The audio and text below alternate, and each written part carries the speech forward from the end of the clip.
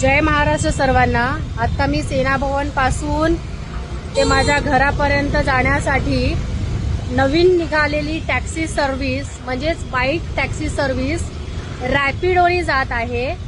परिवहन मंत्री प्रताप सरनाईक यांनी पाहावं की वुमेन सेफ्टी म्हणजे महिलांची सुरक्षितता कशी आहे। ठीक आहे, हेल्मेटचं वगैरे जाऊ देत, परंतु मी तुम्हाला कॅमेरा टर्न करते। हे बघा, एक तर ब्रेक लागला जातोय, असा एकदम असा कचकन ब्रेक दाबला जातोय। आणि आता पुढचं मी त्याच्याबद्दल काही स्पष्टीकरण देणार नाही की का दाबल्या जाते, कसं दाबल्या जाते, कुठल्या उद्देशाने दाबल्या जाते, हे आता तुम्ही तुमचं ठरवा।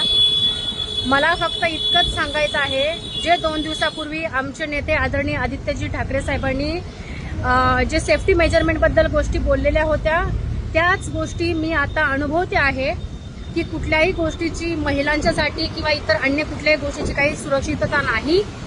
आणि माझी तर या व्हिडिओच्या मार्फत महाराष्ट्रातल्या खासकरून मुंबईतल्या लोकांना हे सांगणं आहे की आपण आपल्या स्वतःच्या रिस्कवरती त्या रॅपिडो बाईक टॅक्सीचा आपण फायदा घ्यावा। तुर्तास इतकंच। जय महाराष्ट्र।